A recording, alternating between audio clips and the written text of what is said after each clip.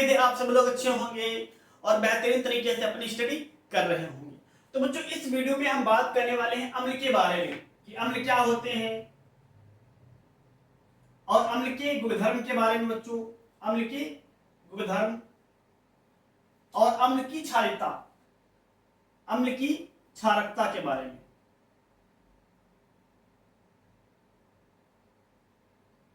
अम्ल की क्षारकता, तो इन तीन चीजों के बारे में बच्चों आज इस वीडियो में हम लोग बात करेंगे। तो सबसे पहले बच्चों हम लोग बात करेंगे कि अम्ल क्या होते हैं, एसिड्स क्या होता है। तो ध्यान से सुनो, हेडिंग लगाए बच्चों अम्ल।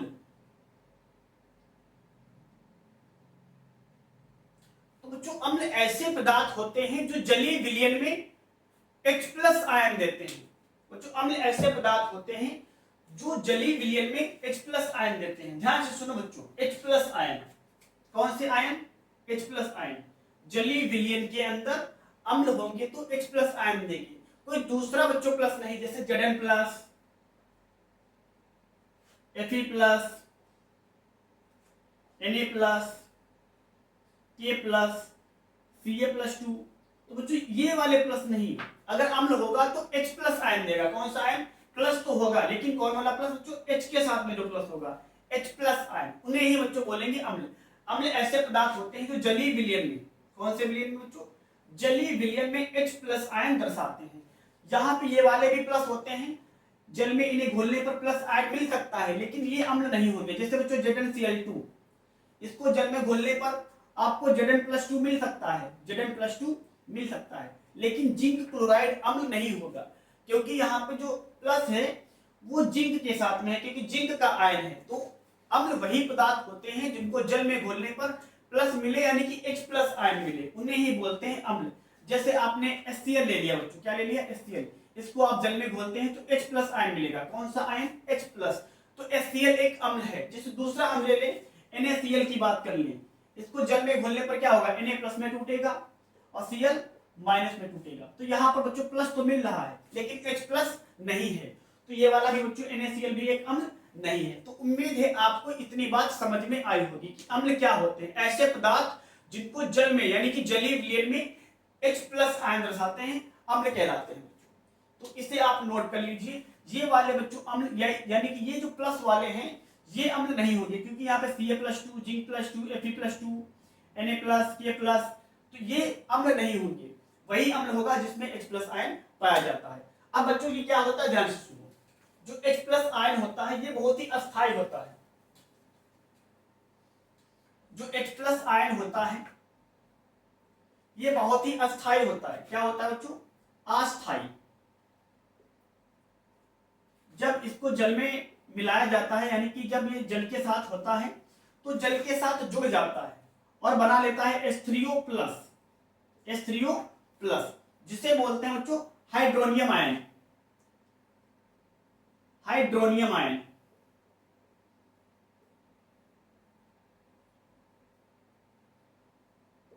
तो बच्चों ये क्यों बनता है? क्योंकि H+ बहुत ही अस्थायी होता है, ये बहुत जल्दी जल के साथ में क्या होता है? जुड़ जाता है और बना लेता है H3O+, जिसे क्या बोलते हैं? Hydronium ion. तो आपके पेपर में हो सकता है कि पूछ सकता है कि H+ जब जल के साथ में जुड़ता है तो कौन सा आयन बनता है? तो हमेशा याद रखना हाइड्रोनियम आयन। तो उम्मीद है बच्चों आपको यहाँ पे बात समझ में आई होगी। अब बात करेंगे अम्ल क्या होते हैं, अम्ल के प्रकार कितना होता है, अम्ल किस तरीके से मिल सकता है। तो बच्चों अम्ल मुख्य रूप से दो तरीकों से प्राप्त होता है, एक कार्बनिक अम्ल और एक खनिज अम्ल। तो बच्चों जिसको अम्ल की परिभाषा लिखनी हो लिख लीजिए। अम्ल वे पदार्थ होते हैं जो जलीय विलयन में H+ आयन दर्शाते हैं, उसे बच्चों बोलते हैं अम्ल। अब बात करेंगे अम्ल दो प्रकार से पाया जाता है, एक तो कार्बनिक अम्ल, कार्बनिक अम्ल, और दूसरा बच्चों होता है खनिज अम्ल, मिनरल एसिड, खनिज अम्ल। अब बच्चों इसमें ध्यान से सुनो क्या होता है कार्बनिक अम्ल में। इसमें होता है एसिटिक अम्ल, एसिटिक अम्ल जो पाया जाता है बच्चों सिरका के अंदर, सिरका से हम लोग एसिटिक अम्ल को बना सकते हैं। दूसरा हो गया बच्चों फॉर्मिक एसिड, HCOOH, फॉर्मिक अम्ल, ये होता है, ये भी कार्बनिक अम्ल होता है। ये मुख्य रूप से चींटी में पाया जाता है, जो चींटियां होती लाल चींटी, तो चींटियों में पाया जाता है। फॉर्मिक अम्ल हो गया बच्चों, आपका हो गया लैक्टिक अम्ल, लैक्टिक एसिड, लैक्टिक अम्ल।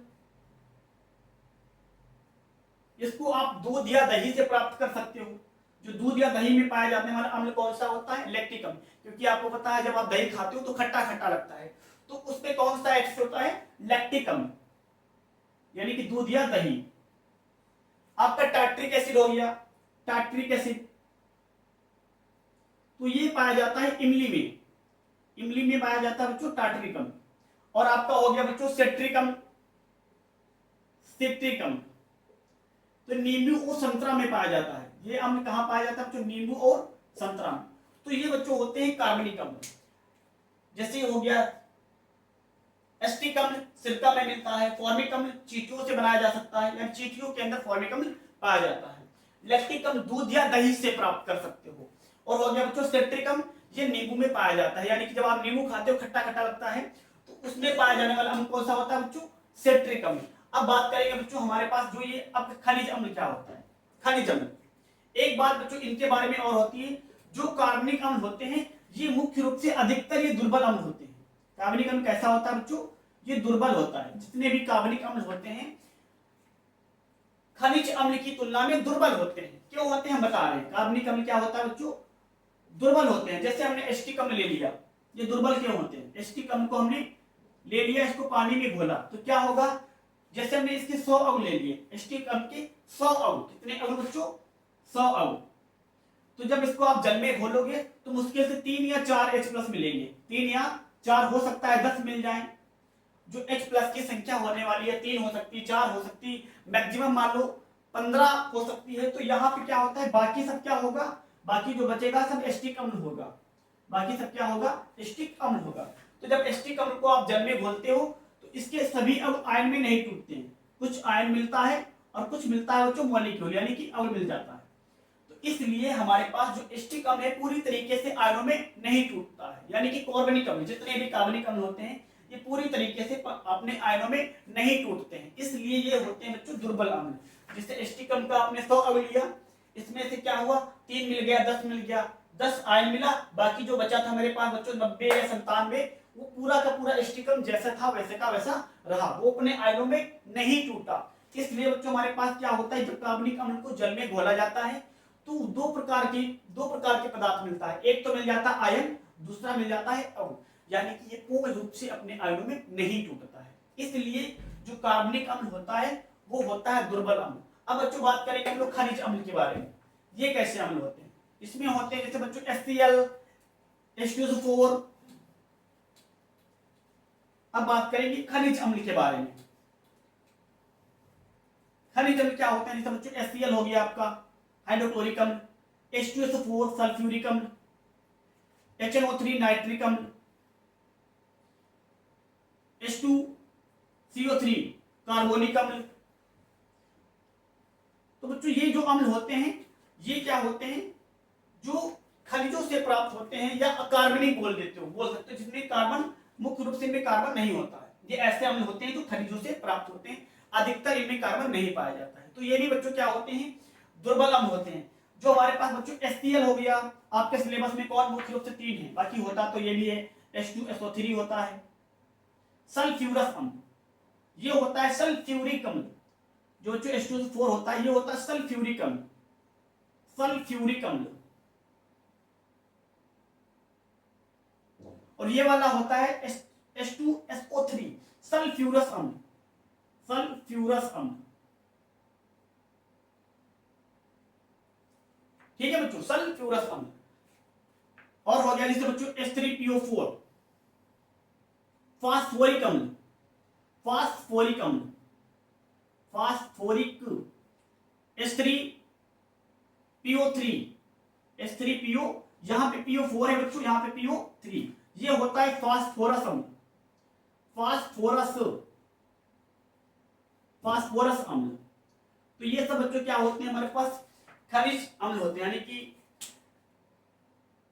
ये हमारे सिलेबस का होता है 2 प्रकार का, कार्बनिक अम्ल और खनिज अम्ल। ये खनिजों से पाए जाते हैं, इसलिए इन्हें बोलते हैं खनिज अम्ल। जो आपके सिलेबस में मुख्य रूप से 3-4 अम्ल पढ़ने हैं। एक HCl आपका सिलेबस में है, और एक H2SO4 सल्फ्यूरिक अम्ल, और एक नाइट्रिक अम्ल, और तीसरा बच्चों हमारे पास H3H2CO3। तो ये अम्ल बच्चों हम लोगों को सिलेबस में पढ़ने हैं। तो ध्यान से सुनो बच्चों, जो ये अम्ल होते हैं खनिज अम्ल, ये मुख्य रूप से या अधिकतर ये प्रबल अम्ल होते हैं। ये वाले जो खनिज अम्ल होते हैं ये अधिकतर प्रबल होते हैं। जैसे बच्चों आपने HCl को ले लिया, जब आप HCl को लोगे जल में तोड़ दोगे, जैसे आपने इसके 50 या 100 मॉलिक्यूल्स लिए, कितने HCl के 100 अणु आपने ले लिए और इसको जल में घोल दिया, तो क्या होगा, इसके सभी अणु अपने आयनों में टूट जाते हैं। इसके सभी अणु अपने आयनों में टूट जाते हैं, यानी कि 100 के 100 अणु आयनों में टूट जाते हैं। यानी कि इनको जल में घोलने पर केवल आयन मिलता है, इनमें केवल क्या मिलता है, आयन मिलता है। तो इसलिए बच्चों ये प्रबल अम्ल होते हैं, ये इनमें सभी अणु अपने आयनों में टूट जाता है। जबकि यहाँ पर बच्चों क्या हुआ था, एस्टिक अम्ल या फॉर्मिक अम्ल में इसमें कुछ मिला था आयन, और क्या मिला था, अधिकतर मिला था अणु। तो ये होता है बच्चों दुर्बल अम्ल। ये क्या होता है, दुर्बल अम्ल। बच्चों एक और याद रखो, H2CO3 कार्बोनिक अम्ल, ये खनिज अम्ल है लेकिन ये भी एक दुर्बल अम्ल होता है। H2CO3 कार्बोनिक अम्ल, कार्बोनिक अम्ल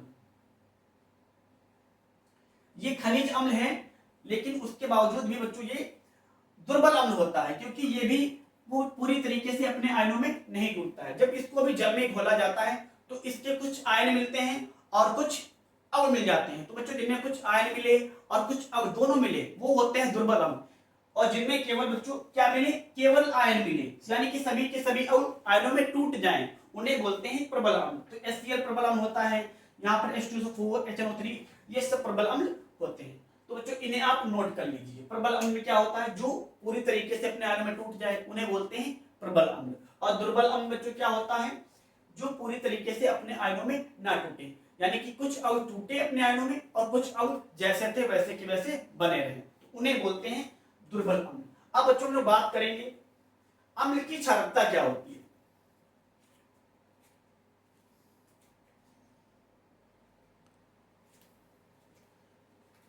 तो बच्चों अम्ल की क्षारकता, अम्ल की क्षारकता क्या होती है, तो किसी अम्ल के एक अणु में उपस्थित H+ आयनों की संख्या को, अम्ल के एक अणु में उपस्थित H+ आयनों की संख्या को अम्ल की बच्चों क्षारकता कहते हैं। तो ध्यान से सुनो बच्चों, जैसे हमारे पास इतने ये सब अम्ल लिखे हैं, यहां पर भी हमने अम्ल को लिख रखा है, तो इन सभी में अम्ल की क्षारकता को हम लोग याद करेंगे। तो परिभाषा तो बच्चों आपको समझ में आई होगी, नॉर्मल सी बात है। अम्ल के एक अणु में उपस्थित H+ आयनों की संख्या को अम्ल की क्षारकता कहते हैं। अब जैसे बच्चों H2S में हाइड्रोजन सल्फाइड में अम्ल की क्षारकता बतानी है, तो यहाँ पे हो जाएगी 2, H2SO4 में 2 हाइड्रोजन तो 2 हो जाएगी, H2SO3 में 2, इसमें भी 2 हो जाएगी, नाइट्रिक अम्ल बच्चों 1 हो जाएगी, HCl में यहाँ भी 1 हो जाएगी। अब बच्चों यहाँ पर ध्यान से सुनो, H3PO4 में यहाँ पे 3 हो जाएगी, H3PO3 में फास्फोरिक अम्ल में बच्चों क्षारकता कितनी आती है 3, और H3PO3 में यहाँ पे आती है बच्चों 2। क्यों 2 आती है, अभी हम लोग इसका पूरा एक्सप्लेन करेंगे, अच्छी तरीके से समझेंगे। एस्टिक अम्ल में कितने H है बच्चों, 4 H है, लेकिन क्षारकता कितनी होती है, केवल 1। फॉर्मिक अम्ल में इसकी क्षारकता कितनी होती है बच्चों, केवल 1। तो ये वाले तो आपको समझ में आए होंगे नॉर्मल तरीके से, बिल्कुल सिंपल था, जितने H उतनी क्षारकता, 2H 2 हो गया, यहाँ पर भी 2H तो 2 क्षारकता, यहाँ पे 1H तो 1H तो 1, तो ये वाले तो इजी थे, बट यहाँ पे थोड़ा कंफ्यूजन हो रहा है। H3PO4, H3PO3, एस्टिक अम्ल हो गया, फॉर्मिक अम्ल हो गया, फास्फोरिक अम्ल, फास्फोरस, फास्फोरस, फास्फोरस, तो इसकी क्षारकता बच्चों कितनी होती है, 2। और जो ये था H3PO4, इसकी क्षारकता होती है बच्चों 3। तो क्यों होती है 3, और दो ध्यान से सुनो। तो बच्चों जो हमारे पास क्षारकता होती है, जो हाइड्रोजन, बात को ध्यान से सुनो बच्चों, जो हाइड्रोजन ऑक्सीजन के साथ जुड़ा होता है वो अपने आयनों में टूट जाता है। जो हाइड्रोजन ऑक्सीजन के साथ में जुड़ा होता है वो अपने आयनों में टूट जाता है। जब इनकी हम लोग स्ट्रक्चर की बात करेंगे तो आपको ज्यादा अच्छे से समझ में आएगा। तो पहले इसकी हम लोग बात करते हैं बच्चों H3PO4 की। तो आपको ये पॉइंट याद रखना होगा बच्चों, जो हाइड्रोजन ऑक्सीजन के साथ जुड़ा होता है वो अलग होता है, जो हाइड्रोजन ऑक्सीजन के साथ अलग यानी कि ऑक्सीजन के साथ नहीं जुड़ा होगा, कोई दूसरे परमाणु के साथ जुड़ा होगा, वो नहीं टूटेगा। फिलहाल इन लोगों की हम लोग बात करें बच्चों, तो ध्यान से सुनो H3PO4 की संरचना क्या होती है। फास्फोरस की वैलेंसी 5 होती है। पहले H3PO4 की 1 2 3 4 ऑक्सीजन, तो 4 लगा दिया हमने बच्चों, 1 2 3 4, और इनके साथ में एक एक हाइड्रोजन, एक एक बच्चों हाइड्रोजन। अब ध्यान से देखो बच्चों, अब ध्यान से देखो, जो H3PO4 की स्ट्रक्चर है इस तरीके से होता है, यानी कि P के पास में चारों ऑक्सीजन और इन तीनों ऑक्सीजन के साथ में एक एक हाइड्रोजन जुड़ा होता है या बंधा होता है। अब बात करेंगे, ये वाला हाइड्रोजन ऑक्सीजन के साथ में जुड़ा है तो ये वाला भी अपने आयन में टूट जाएगा, ये वाला भी हाइड्रोजन अपने आयन में टूट जाएगा, ये वाला हाइड्रोजन भी अपने आयन में टूट जाएगा, क्योंकि ये सभी तीनों हाइड्रोजन ऑक्सीजन के साथ में जुड़े हुए हैं। इसलिए H3PO4 की जो क्षारकता होती है 3 होती है। कितनी होती है बच्चों? 3 होती है। उम्मीद है बच्चों आपको यहां तक बात समझ में आई होगी। जो हाइड्रोजन ऑक्सीजन के साथ में जुड़ा होता है, फिर से सुन लो एक बार, जो हाइड्रोजन ऑक्सीजन के साथ में जुड़ा होता है वो अपने आयन में टूट जाता है। तो यहाँ पर तीनों हाइड्रोजन ऑक्सीजन के साथ में जुड़े हैं, ये तीनों टूट जाएंगे और H+ आयन में बिखर जाएंगे, इसलिए यहाँ पर क्षारकता हो जाएगी बच्चों 3। अब बात करेंगे H3PO3 में, यहाँ पे कितनी होती है, इसकी 2 क्यों होती है जबकि इसके पास भी 3 हाइड्रोजन होते हैं। तो इसकी स्ट्रक्चर को बच्चों ध्यान से देखो, P double bond O, 3 oxygen है, 1 ऑक्सीजन और 2 3 ऑक्सीजन, तो 3 ऑक्सीजन बच्चों इस तरीके से जुड़ा होता है। जबकि फास्फोरस की वैलेंसी कितनी होती है बच्चों? 5 होती है, फास्फोरस की वैलेंसी 5 होती है। यहाँ पे कितना हुआ, 1 2 3 4 और एक हाइड्रोजन और इसके साथ जुड़ जाता है। अभी हमारे पास कितने हाइड्रोजन? 2 हाइड्रोजन है, तो एक इस वाले ऑक्सीजन के साथ में और एक इस वाले ऑक्सीजन के साथ में जुड़ा होता है। अब ध्यान से सुनो बच्चों, हमने क्या आपको बताया है, जो हाइड्रोजन ऑक्सीजन के साथ में जुड़ता है वो अपने आयन में टूट जाता है।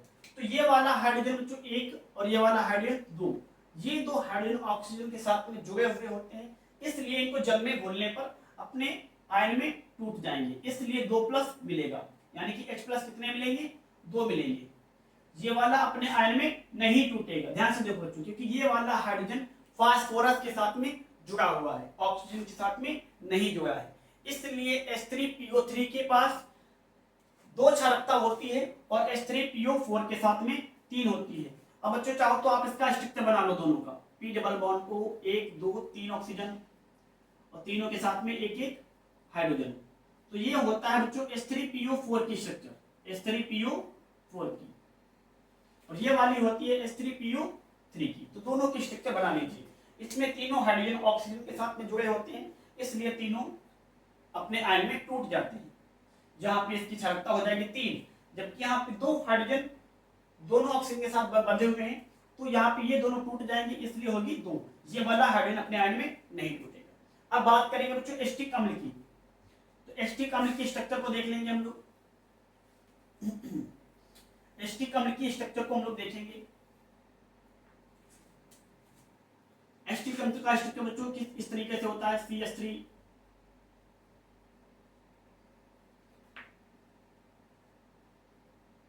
C डबल बॉन्ड O और OH, इस तरीके से बच्चों ये ध्यान से सुनो, ये स्ट्रक्चर भी आपके सिलेबस का है। जब आप लास्ट चैप्टर केमिस्ट्री का चौथा चैप्टर कार्बनिक यौगिक पढ़ेंगे, कार्बनिक यौगिक, तो वहां पे ये सब स्ट्रक्चर्स, संरचनाएं कार्बनिक यौगिक के बारे में आपको बताया जाएगा। तो ये सब बच्चों आपके सिलेबस का है, तो इसे भी आप नोट कर लीजिए। चैप्टर 4 में आपको ये सब बातें वहां पे सिखाई जाएंगी कार्बनिक यौगिक में। तो यहाँ पे एसिटिक अम्ल का स्ट्रक्चर इस तरीके से होता है। तो यहाँ पे केवल एक ऑक्सीजन केवल एक हाइड्रोजन होता है जो ऑक्सीजन के साथ में जुड़ता है, वो वाला हाइड्रोजन अलग हो जाएगा और प्लस आयन में टूट जाएगा, जबकि ये वाले हाइड्रोजन अपने आयनों में नहीं टूटते हैं, जल में घोलने पर अपने आयनों में नहीं टूटेंगे, क्योंकि यहाँ पे ये वाला कार्बन से बंधा है, ये वाला भी, ये वाला भी, केवल एक हाइड्रोजन ऑक्सीजन के साथ में जुड़ा होता है, इसलिए केवल इसकी क्षारकता भी बच्चों एक होती है। सेम यहाँ पर भी होता है, फॉर्मिक अम्ल की स्ट्रक्चर भी आप देख लीजिए, H3 डबल बॉन्ड O और H, तो यहाँ भी क्षारकता बच्चों कितनी हो जाएगी, एक, क्योंकि यहाँ भी हाइड्रोजन केवल एक हाइड्रोजन ऑक्सीजन के साथ में जुड़ा हुआ है, ये वाला हाइड्रोजन ऑक्सीजन के साथ में नहीं जुड़ा हुआ है, तो यहाँ भी क्षारकता हो जाएगी बच्चों एक, तो इसे भी आप नोट कर लीजिए। अब बच्चों बात करेंगे हम लोग अम्ल के गुणधर्म के बारे में, अम्ल के प्रॉपर्टी के बारे में। तो हेडिंग लिखिए बच्चों, अम्ल के गुणधर्म में अम्ल के भौतिक गुणधर्म, फिजिकल प्रॉपर्टी, अम्ल के भौतिक गुणधर्म, अम्ल के भौतिक गुणधर्म।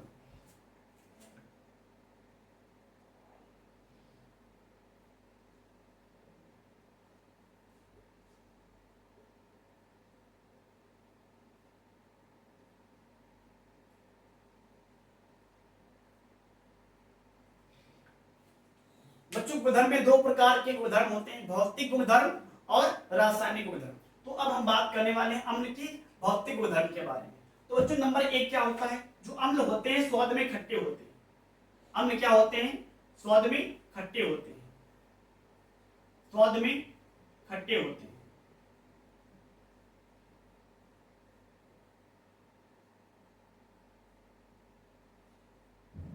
अम्ल स्वाद में खट्टे होते हैं, लेकिन सभी अम्ल को बच्चों चखकर नहीं देखना चाहिए।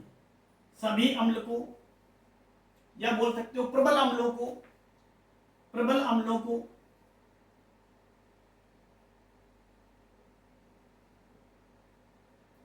टेस्ट करके नहीं देखना चाहिए।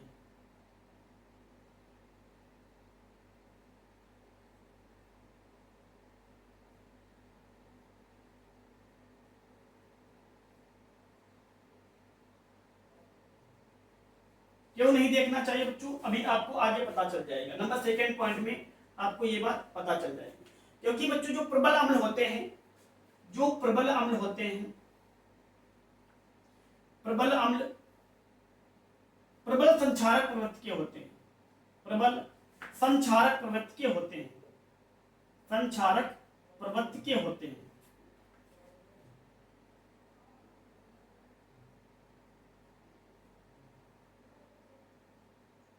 प्रबल अम्ल प्रबल संक्षारक प्रवृत्ति के होते हैं। इसका मतलब यह होता है बच्चों, जो प्रबल अम्ल होते हैं इनकी संक्षारक यानी कि बहुत ही खतरनाक बोल सकते हो। जैसे क्या कर सकते हैं, ये अपने प्रभाव से लकड़ी हो गया, कपड़ा हो गया, कपड़ा, त्वचा हो गया, तो ये अपने प्रभाव से इनको जला सकते हैं। ये अपने प्रभाव से लकड़ी को, कपड़ा को, त्वचा को नष्ट कर सकते हैं, उनमें क्षति पहुंचा सकते हैं। इसलिए बच्चों आपको प्रबल अम्ल को चखकर नहीं देखना चाहिए। आप दुर्बल अम्ल जैसे नींबू वाला हो गया, उसको आप टेस्ट करके देख सकते हो, एंजॉय कर सकते हो, लेकिन जो हमारे पास प्रबल अम्ल होता है उनको चखकर नहीं देखना होता है। आपने देखा होगा जो बैटरी होता है ना, बैटरी का अगर एसिड आपके कपड़े पर लग जाए तो वहां पर कपड़ा क्या हो जाता है, खराब हो जाता है, वहां का कपड़ा खराब हो जाता है। इसलिए बच्चों क्या होते हैं, जो प्रबल अम्ल होते हैं प्रबल संक्षारक प्रवृत्ति के होते हैं, इस कारण इन्हें चखकर नहीं देखना चाहिए। तीसरा पॉइंट बच्चों ध्यान से, मोस्ट इंपॉर्टेंट है, यदि बच्चों आप किसी भी अम्ल में लिटमस पेपर को डालोगे, किसी भी अम्ल के अंदर नीले लिटमस पेपर को डाल दोगे बच्चों, नीले लिटमस पेपर, नीला लिटमस पेपर, लिटमस पेपर बच्चों ये पेपर होता है जो मार्केट में मिल जाता है, जो बुक्स वाली यानी कि यहाँ पे कापी किताबें आप खरीदते हो वहां पे इस पेपर को खरीद सकते हो। तो उसको आप किसी भी अम्ल में डाल दो, चाहे वो नींबू का रस हो या टमाटर का रस हो, तो उसमें डाल दोगी तो हमारे पास जो नीला लिटमस पेपर होगा वो लाल हो जाता है। नीले लिटमस पेपर का कलर कैसा हो जाता है बच्चों, लाल हो जाता है। यानी कि तीसरा जो इसका फिजिकल प्रॉपर्टी, जो भौतिक गुणधर्म होता है, अम्ल नीले लिटमस को लाल कर देता है। तो बच्चों ये भी आप इनको भी नोट कर लीजिए। उम्मीद बच्चों यहाँ तक बातें समझ में आई होंगी। अब बच्चों हम लोग बात करेंगे अम्ल के रासायनिक गुणधर्म, केमिकल प्रॉपर्टी, अम्ल के रासायनिक गुणधर्म।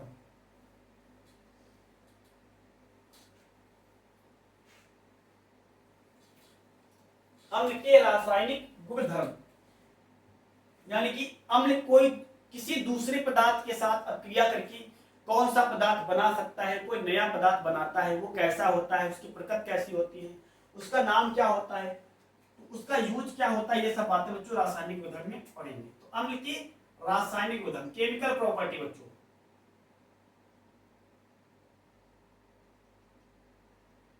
रासायनिक गुणधर्म।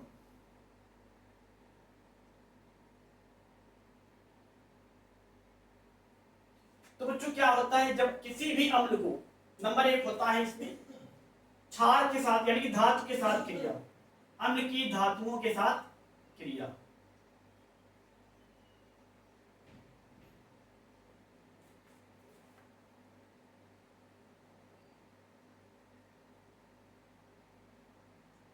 अम्ल की धातुओं के साथ अभिक्रिया। अब ध्यान से सुनो बच्चों, क्या होता है, जब किसी अम्ल को किसी धातु के साथ गर्म किया जाता है तो हाइड्रोजन गैस मुक्त होती है। याद रखना बच्चों, जब किसी भी अम्ल को धातु के साथ गर्म करोगे तो हाइड्रोजन गैस मुक्त होगी, हाइड्रोजन गैस निकलेगी। तो ये होती है कंडीशन, यानी कि आप कोई भी अम्ल ले लो और उसको धातु में, उसमें आप धातु को मिला दो तो उससे हाइड्रोजन गैस निकलती है। जैसे हम ले लेते हैं सल्फ्यूरिक अम्ल लेते हैं, कौन सा अम्ल बच्चों, सल्फ्यूरिक अम्ल H2SO4, और हम एक धातु ले लेते हैं बच्चों मैग्नीशियम, Mg धातु मैग्नीशियम। तो यहाँ पे क्या होगा बच्चों, रिएक्शन होगा, Mg पर प्लस का 2 चार्ज, SO4 पर माइनस का 2 चार्ज, बनेगा MgSO4, MgSO4, और हाइड्रोजन गैस मुक्त हो जाएगी और हाइड्रोजन गैस निकलेगा। ये एक्वस होता है बच्चों, जली, यहाँ पे ये ठोस होता है और MgSO4 भी एक्वस होता है, तो ये गैस होता है। आप इस तरीके का सिंबल बनाओ या जी लिखो। तो जब किसी भी धातु को आप कोई भी अम्ल को जब धातु के साथ गर्म करते हैं, अम्ल के साथ में, यानी कि किसी भी अम्ल को धातु के साथ में गर्म करोगे तो हाइड्रोजन गैस निकलती है। हम कोई दूसरा एग्जांपल देख लेते हैं, जैसे बच्चों HCl का यहाँ पे यूज कर सकते हो, Mg की मैग्नीशियम की HCl के साथ क्रिया, तो यहाँ पे मैग्नीशियम हो जाएगा, रिएक्शन करेंगे बच्चों, यहाँ पे एक्वस अवस्था में यानी कि जली होगा, ये सॉलिड होगा, यहाँ पे Mg पर प्लस का 2 चार्ज और Cl पर माइनस का 1 चार्ज। जब बच्चों आयन बराबर होते हैं तो सीधे कट जाते हैं, प्लस का 2 माइनस का 2 सीधे हो गया MgSO4। जब आयन बराबर ना हो तो Mg पर प्लस का 2 है और Cl पर माइनस का 1 है, तो यहाँ पे आयन उल्टे हो जाते हैं, यानी कि जो क्लोरीन का आयन है वो मैग्नीशियम को मिलेगा और जो मैग्नीशियम का आयन है वो क्लोरीन का मिलेगा। जैसे यहाँ पे क्या था, Mg पर प्लस का 2 चार्ज, SO4 पर माइनस का 2, जब बराबर हो तो प्लस माइनस दोनों कैंसिल हो जाते हैं, जब बराबर कंडीशन पे हो तो हो जाएगा MgSO4। लेकिन जब बच्चों बराबर ना हो तो क्लोरीन का आयन यानी कि जो भी दूसरा परमाणु हो सकता है उसका आयन इस वाले को मिलेगा और इसका आयन उस दूसरे वाले परमाणु को या आयन को दिया जाएगा। तो यहाँ पे Mg का जो 2 है क्लोरीन को मिलेगा और इसका 1 मिल जाएगा Mg को। और बच्चों किसी भी अभिकारक या पदार्थ में 1 नहीं लिखा जाता, अब लिखना चाहो तो लिख सकते हो लेकिन 1 नहीं लिखा जाता, तो हो जाएगा MgCl2। क्या हो जाएगा, MgCl2। तो रिएक्शन को देख लेते हैं बच्चों, Mg पर प्लस का 2 चार्ज, यहाँ पे Cl पर माइनस का 1 चार्ज, तो हो जाएगा MgCl2, MgCl2। और बच्चों हाइड्रोजन गैस क्या हो जाएगी, निकल जाएगी, हाइड्रोजन गैस निकलेगी। कभी हाइड्रोजन अकेला नहीं रहता है तो हो जाएगा H2 गैस। अब बैलेंस करेंगे, यहाँ पे क्लोरीन 2 है तो यहाँ पर भी बच्चों क्लोरीन लगा देंगे 2। ये बच्चों आपको बैलेंसिंग में दिक्कत होती है, आपको रिएक्शन को बैलेंस करने में थोड़ी प्रॉब्लम होती है, तो हमारा वीडियो जाकर देख लीजिए, हमने जहां पे डाल रखा है कि किसी भी रासायनिक अभिक्रिया को कैसे बैलेंस किया जाता है, चैप्टर 1 का है, तो वहां पे बच्चों आप देख सकते हो कि किसी भी रासायनिक अभिक्रिया को कैसे बैलेंस किया जाता है। पार्ट 1 का बच्चों लेक्चर 1, पार्ट 1 का बच्चों लेक्चर 1, रासायनिक अभिक्रिया को संतुलित कैसे करते हैं, इस तरीके का बच्चों आपको थंबनेल मिलेगा। तो अब बच्चों बात कर लेते हैं कि यहाँ पे बैलेंसिंग क्या सही है, 2 क्लोरीन 2 क्लोरीन 2 हाइड्रोजन 2 हाइड्रोजन, तो इस तरीके से बच्चों हो जाता है। आप कोई दूसरा एक एसिड ले सकते हैं, जैसे नाइट्रिक अम्ल HNO3 नाइट्रिक अम्ल, कोई धातु आप लिख लीजिए, जैसे सोडियम को ले सकते हैं, आपने 2 बार मैग्नीशियम को लिख लिया, यहाँ फिर से मैग्नीशियम को आप लिख सकते हो, लेकिन अब हम कोई दूसरा धातु ले रहे हैं बच्चों, जैसे सोडियम, सोडियम धातु। अब क्या होगा ध्यान से देखो, एक्यू का मतलब होता है बच्चों एक्वस, यानी कि जली। जो हमारे पास नाइट्रिक अम्ल है वो जलीय अवस्था में है, तो यहाँ पे Na पर प्लस का चार्ज, NO3 पर माइनस का 1 चार्ज, प्लस 1 माइनस 1 दोनों बराबर है, तो हो जाएगा NaNO3, NaNO3। और जो हाइड्रोजन गैस क्या हो जाएगी, निकल जाएगी, यहाँ पर H इस तरीके से रहेगा। लेकिन हाइड्रोजन एक गैस होती है, गैस द्विपरमाणुक होती है, इसलिए सिंगल अवस्था में नहीं होगा। यहाँ पे एक और लगा देंगे, यानी 2 हो जाएगा, तो यहाँ पर बैलेंसिंग करेंगे, 2 हाइड्रोजन, यहाँ भी 2 लगा देंगे, NO3 2 हो गया, तो यहाँ पर 2 लगाएंगे। अब सोडियम कितना हो गया बच्चों, 2 हो गया, तो यहाँ पर भी आप 2 लगा दोगे। तो इस तरीके से बच्चों किसी भी अम्ल की धातु के साथ आप क्रिया कर सकते हो। उम्मीद है बच्चों आपको यहाँ तक वीडियो एकदम आसान से अच्छे तरीके से समझ में आया होगा। नेक्स्ट बात है बच्चों जो आने वाली है, दूसरा रिएक्शन है, वो होता है बच्चों धातु की अम्ल की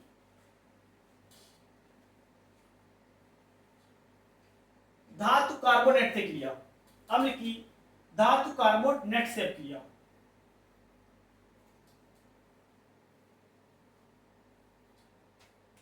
अम्ल की जो सेकेंड बच्चों रिएक्शन है, पहला था धातुओं के साथ क्रिया अम्ल की, दूसरा रिएक्शन है अम्ल की धातु कार्बोनेट से क्रिया।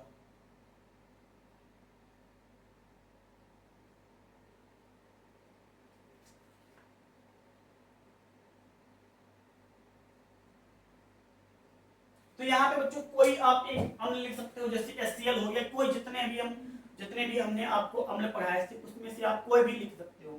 हमने लिख लिया H2SO4। 2 रिएक्शन बच्चों हम आपको बताएंगे, एक H2SO4 लिख ले रहे हैं और एक लिख रहे हैं HCl। अब गर्म किसके साथ करना है बच्चों, धातु कार्बोनेट के साथ। जैसे धातु था तो अपने सोडियम या मैग्नीशियम लिखा था, लेकिन अब क्या लिखना है, धातु कार्बोनेट। तो पहले आप सीखिए कि धातु कार्बोनेट कैसे बनाते हैं। तो CO3 बच्चों, जो CO3 माइनस का 2 होता है, ये होता है कार्बोनेट आयन। ये क्या होता है, कार्बोनेट आयन। ध्यान से सुनिए, आपके लिए नई बात होगी, धातु कार्बोनेट कैसे बनाया जाता है। तो ये होता है कार्बोनेट आयन। जब बच्चों कोई धातु इस कार्बोनेट के साथ में जुड़ जाती है तो बन जाता है धातु कार्बोनेट, क्योंकि हमें रिएक्शन देखना है अम्ल की धातु कार्बोनेट से क्रिया। आपने अम्ल लिख लिया, लेकिन आपको धातु कार्बोनेट नहीं पता है क्या होते हैं, तो आप यहाँ पे क्या लिखोगे, इसलिए आपको पहले बता रहे हैं कि धातु कार्बोनेट को आप कैसे बनाना है। तो ये होता है कार्बोनेट आयन। यदि इसके साथ में आप कोई धातु को जोड़ दोगे तो बन जाएगा धातु कार्बोनेट। जैसे बच्चों मैग्नीशियम को इसके साथ जोड़ते हैं, Mg पर प्लस का 2 और CO3 पर माइनस का 2, प्लस 2 माइनस का 2 कैंसिल हो जाएगा बच्चों MgCO3। मैग्नीशियम कार्बोनेट क्या बन गया। अब इसकी क्रिया आप यहाँ पर लगा सकते हो, कोई दूसरा कार्बोनेट बनाते हैं, कोई दूसरा धातु कार्बोनेट। आपने सोडियम ले लिया, पहला हमने क्या बनाया बच्चों, MgCO3 मैग्नीशियम कार्बोनेट। हमने यहाँ पर सोडियम लगा दिया, तो सोडियम पर बच्चों प्लस का 1 होता है, CO3 पर माइनस का 2 होता है। जब वैलेंसी बराबर ना हो तो उल्टा कर दीजिए, इसका आयन इसको दे दो, इसका आयन इसको दे दो, तो इसको मिलेगा बच्चों 2, इसको कितना मिल जाएगा 2।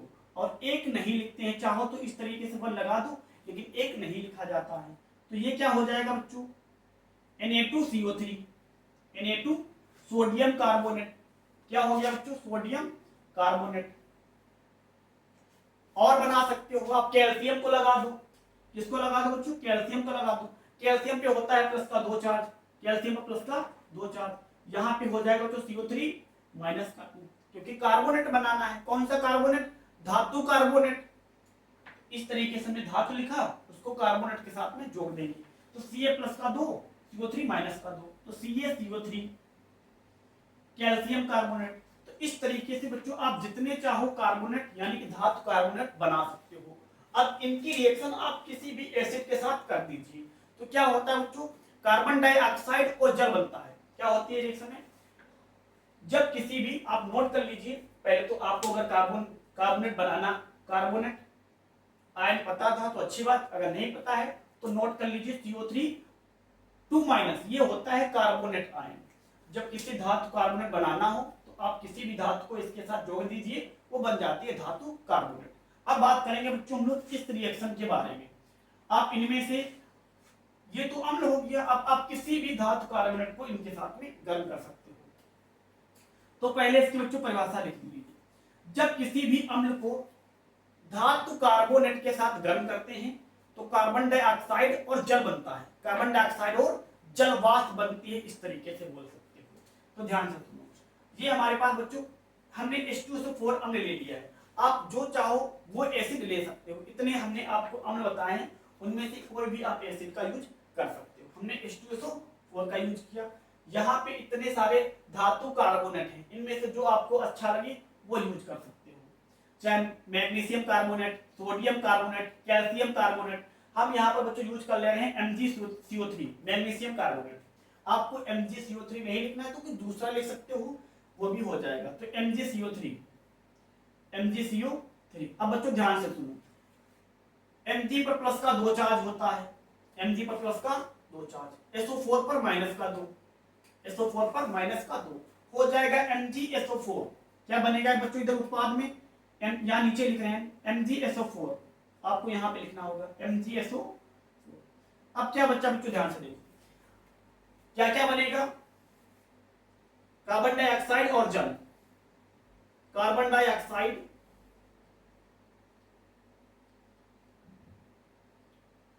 डाइऑक्साइड बच्चों मुख्य उत्पाद की बात कर रहे हैं। हमारे पास ये MgSO4 एक लवण भी बना है, लेकिन हम मुख्य उत्पाद की बात कर रहे हैं, कार्बन डाइऑक्साइड और जल। बच्चों मुख्य उत्पाद क्या होगा, कार्बन डाइऑक्साइड और जल। जब किसी भी धातु कार्बोनेट को आप अम्ल के साथ में गर्म करोगे तो ये दो मुख्य उत्पाद जरूर बनते हैं, कार्बन डाइऑक्साइड, जल और लवण भी बनता है। तो क्या हो गया पहले बच्चों MgSO4। अब ध्यान से देखो बच्चों, यहां से एक निकल जाएगा कार्बन डाइऑक्साइड, CO2 गैस। कौन सी गैस, CO2 गैस। अब क्या बचा, यहाँ पे 3 ऑक्सीजन था, 2 ऑक्सीजन हमने खर्च कर दिया, यहाँ पे 1 ऑक्सीजन बच गया, यहाँ पे क्या बचा, 2 हाइड्रोजन, तो हो जाएगा बच्चों H2O। क्या बन जाएगा, H2O। रिएक्शन को बच्चों उम्मीद है आपको समझ में आई होगी। कोई दूसरा रिएक्शन देखते हैं, ध्यान से देखो। जैसे मान लेते हैं आपने HCl लगा लिया, HCl हम ले लिया, आप इनमें से चाहो तो यही ले लो MgCO3, या कोई चाहो जैसे CaCO3 भी ले सकते हो या Na2CO3 भी ले सकते हो। इस बार हम इसको लेंगे सोडियम कार्बोनेट Na2CO3। अब ध्यान से सुनो बच्चों, Na पर प्लस का 1 चार्ज होता है और Cl पर माइनस का 1 चार्ज, Na पर प्लस 1 और Cl पर माइनस 1। आयन बच्चों बराबर है तो कट जाएगा दोनों, NaCl बना। क्या बना, NaCl। बैलेंसिंग की बात बच्चों बाद में करेंगे। अब सुनो ध्यान से, यहाँ पे क्या निकलेगा, कार्बन डाइऑक्साइड CO2 यानी कि बनेगा, क्या बनेगा, CO2। यहाँ बनाएंगे बच्चों कार्बन डाइऑक्साइड, यानी कि जब कार्बन डाइऑक्साइड इसे निकल जाएगा तो 1 ऑक्सीजन बच जाएगा, वो निकलेगा जल। क्या निकल जाएगा, जल निकलेगा। अब बैलेंसिंग करेंगे बच्चों, यहाँ पे कितना सोडियम है, 2 सोडियम, तो यहाँ 2 लगा देंगे। अब क्लोरीन कितना हो गया, 2 क्लोरीन हो गया, तो यहाँ पर भी 2 लगा देंगे। अब बैलेंस कर लो बच्चों, 1 कार्बन 2 हाइड्रोजन 2 हाइड्रोजन। तो बच्चों अब क्या करेंगे, इस HCl को हम लोग गर्म करेंगे CaCO3 के साथ, कैल्शियम कार्बोनेट के साथ, उसके साथ भी आप इसको गर्म कर सकते हो, या H2SO4 के साथ भी CaCO3 को गर्म कर सकते हो। तो चाहो इसको ले लो या HCl को ले लो, किसी को ले लो। मान लेते हैं H2SO4 को आपने ले लिया, सल्फ्यूरिक अम्ल H2SO4, और यहाँ पे बच्चों कैल्शियम कार्बोनेट CaCO3। रिएक्शन बच्चों क्या होगा, ध्यान से सुनो, Ca पर प्लस का 2 चार्ज, SO4 पर माइनस का 2 चार्ज, हो जाएगा CaSO4, calcium sulphate CaSO4, calcium sulphate.